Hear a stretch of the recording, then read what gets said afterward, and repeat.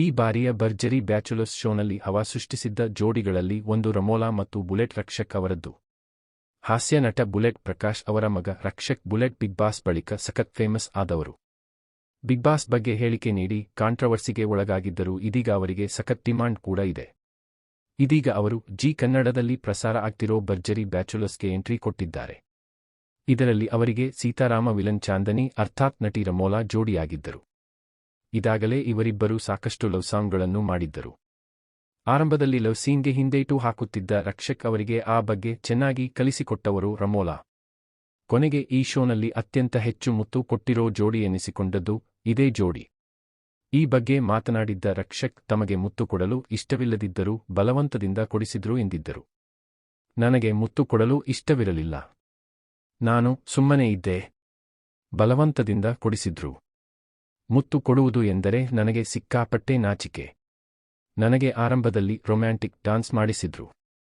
ಮೊದಲಿಗೆ ಇವರನ್ನು ಟಚ್ ಮಾಡಲು ನಾಚಿಕೆ ಆಗ್ತಿತ್ತು. ಅಂಥದ್ದರಲ್ಲಿ ಮುತ್ತು ಕೊಟ್ಟಿದ್ದೇನೆ ಎಂದರೆ ಅರ್ಥಮಾಡಿಕೊಳ್ಳಿ. ರಮೋಲಾ ನನ್ನನ್ನು ಎಷ್ಟು ಚೇಂಜ್ ಮಾಡಿದ್ದಾರೆ ಎಂದು ಹೇಳಿದ್ದರು. ಇದೀಗ ರಮೋಲಾ ಮತ್ತು ರಕ್ಷಕ್ ಬಟ್ಟೆ ಅಂಗಡಿಯೊಂದರಲ್ಲಿ ಕ್ಯಾಮೆರಾ ಕಣ್ಣಿಗೆ ಕಾಣಿಸಿಕೊಂಡಿದ್ದಾರೆ. ಇವರು ಬಟ್ಟೆ ಖರೀದಿ ಮಾಡುವುದನ್ನು ನೋಡಿದವರು ಬಿಟ್ಟರೆಯೇ? ನಿಮ್ಮ ಮದುವೆ ಯಾವಾಗ ಎಂದು ಕೇಳಿದ್ದಾರೆ. ಇದು ರಮೋಲಾ ಅವರಿಗೆ ಸ್ವಲ್ಪ ಇರುಸು ಮುರುಸು ತರಿಸಿದೆ. ಆದರೂ ನಗುಮುಖ ಮಾಡಿಕೊಂಡು ಕಾದು ನೋಡಿ ಎಂದು ಕನ್ನಡದಲ್ಲಿ ಹೇಳಿದ್ದಾರೆ. ಸ್ವಲ್ಪ ಜೋರಾಗಿ ಹೇಳಿ ಎಂದಾಗ ವೈಟ್ ಆಂಡ್ ಸಿ ಎಂದು ಹೇಳಿದ್ದಾರೆ. ಪಕ್ಕದಲ್ಲಿಯೇ ಇದ್ದ ರಕ್ಷಕ್ ಇವರ ಪ್ರಶ್ನೆನೂ ಸಾಕು ಉತ್ತರಿಸೋದೂ ಸಾಕು ಎನ್ನುವಂತೆ ಮೊಬೈಲ್ನಲ್ಲಿ ಬಿಜಿಯಾಗಿರುವುದನ್ನು ನೋಡಬಹುದು.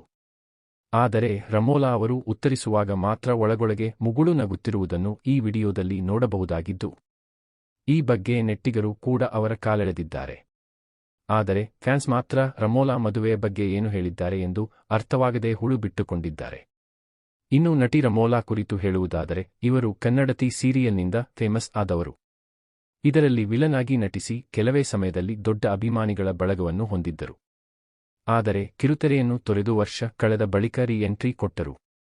ಮಾಡೆಲ್ ಆಗಿದ್ದ ರಮೋಲಾ ಕಲರ್ಸ್ ಕನ್ನಡ ವಾಹಿನಿಯಲ್ಲಿ ಅದ್ಭುತವಾಗಿ ಮೂಡಿ ಬರುತ್ತಿದ್ದ ಕನ್ನಡತಿ ಧಾರಾವಾಹಿಯಲ್ಲಿ ನಟಿಸಿದ್ದರು. ಈ ಧಾರಾವಾಹಿಯಲ್ಲಿ ರಮೋಲಾ ಅವರ ವಿಲನ್ ಪಾತ್ರವೂ ಕೊಂಚ ಡಿಫರೆಂಟ್ ಆಗಿಯೇ ಇತ್ತು.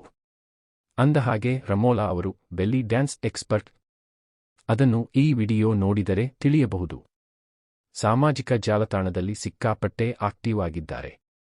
ಬಿಗ್ ಬಾಸ್ ಮಿನಿ ಸೀಸನ್ನಲ್ಲೂ ಭಾಗವಹಿಸಿದ್ದರು. ಇನ್ನು ಇವರಿಬ್ಬರೂ ಮದುವೆಯಾಗುತ್ತಾರಾ ಇಲ್ಲವಾ ಎಂದು ಅವರೇ ಹೇಳಿದ ಹಾಗೆ ಕಾದು ನೋಡಬೇಕಾಗಿದೆ.